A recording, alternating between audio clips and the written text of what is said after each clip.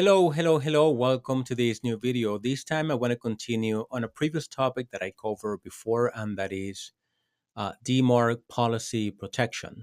So what I want to do now, I want to demonstrate how to create that policy or how to enable that policy, which is super simple. But I know that sometimes people come from different backgrounds and they may or may not know how to do this. So let me do a quick recap before I get right into it. Remember that DMARC is going to serve as a verification mechanism to authorize or to tell the recipient that the email they received, it is really coming from you. And if it's not coming from you, what action should be taken on that email? And the actions that it could be taken on that email is either allow it, deny it, reject it, or quarantine it. So that's something that's going to take milliseconds and is happening in the background. So when the receiving server receives that, they're going to check to see if there's a DMARC record specifying what actions should be taken on that email.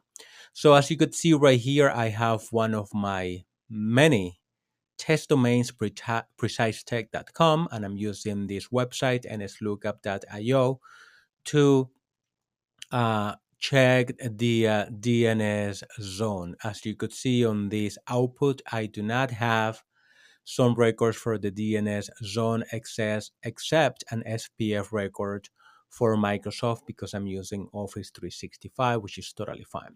So what we need to do, we need to create a DMARC record or a policy, and you create the policy by creating the record and specifying what you want to do in there.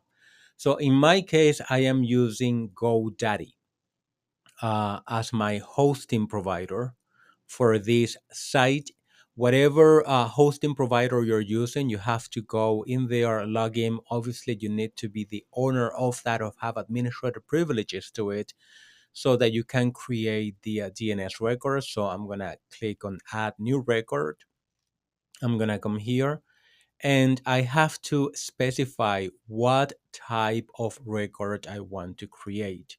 In my case, I'm going to create a TXT record and I'm going to assign the value of DMARC, the name, I'm sorry, and the value. I'm going to go over the value in 1 second. So the value we are going to use is this, right? So just let's go over this to make sure that we're clear on what we're doing. So DMARC is just the beginning of the value. It's mandatory, of course, but this is not where you're specifying the actions. This tag right here, P equals, is where you are specifying the actions. You could have the options of none, quarantine, or deny. And those that option is what the receiving end is gonna take action on following your instructions. So the rest of this that I'm adding to the value, it's something that is highly recommended. For instance, let's say that you want to do this for the first time and you don't know who is sending on your behalf. And again, like sending on your behalf could be a combination of two things. It could be legitimate services sending on your behalf, whether you know it or not.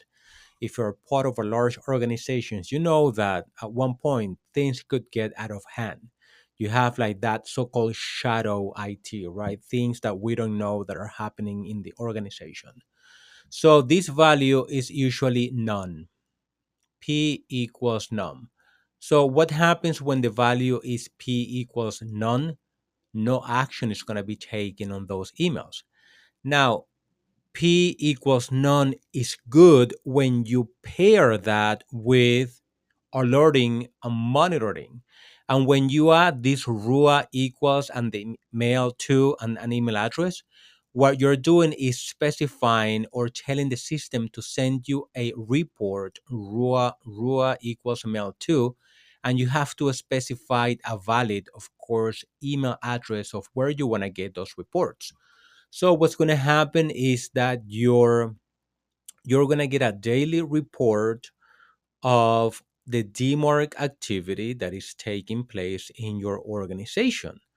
And every single day, most likely at the end of the day, you're going to get, depending on what's happening, you're going to get reports, aggregated reports of who is sending on your behalf. Now, these aggregated reports are not reports that are going to show the email addresses, subject, and all of that. They're just going to have metadata information about the sender, the IP address, services they use, so on and so forth, location, and things like that.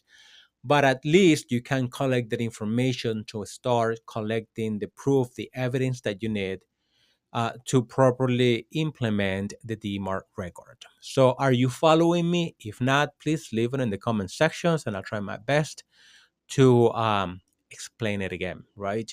Or get back to you on that. So, I'm going to add the value to this and I'm going to save my record.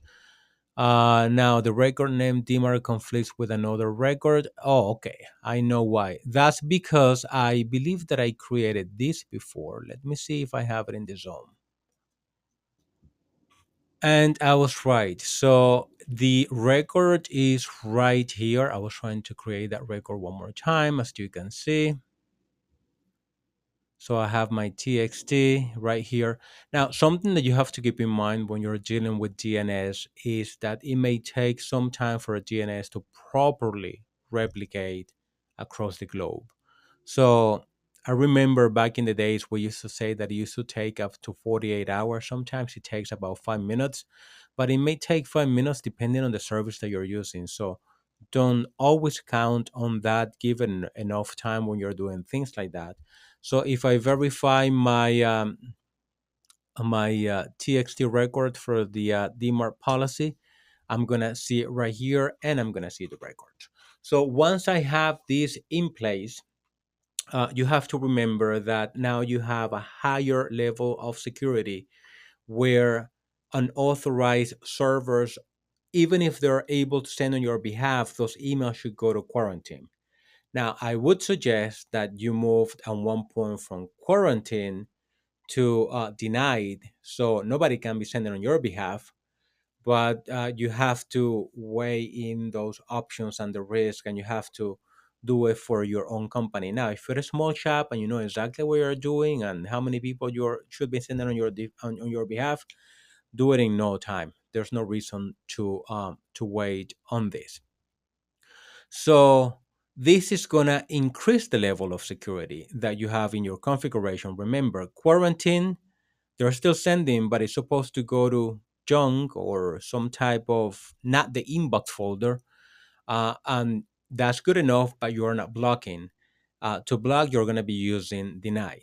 This is super important because social engineering is the primary type of attack vectors attackers are using to compromise credentials, right? Those days where attackers used to go into systems and break into it and change the code, that still happens, but it requires a higher level of knowledge and time to be able to carry that attack. Attackers are exploiting social engineering techniques, and one of the ways they're exploiting social engineering techniques is because they're able to exploit misconfigurations like this. So I'm gonna stop the video right here. If you found this information useful, all I ask you to do is to click on the like button, consider subscribing to the channel. If you have any questions about cybersecurity, if you have any questions about this topic that I just covered, feel free to leave these questions in the comment sections and I'll try my best to get back to you in a timely manner because as you, I have a job other than recording videos. This is not a job. I do this for fun and to share knowledge. So thank you for watching and I'll talk to you on the next video.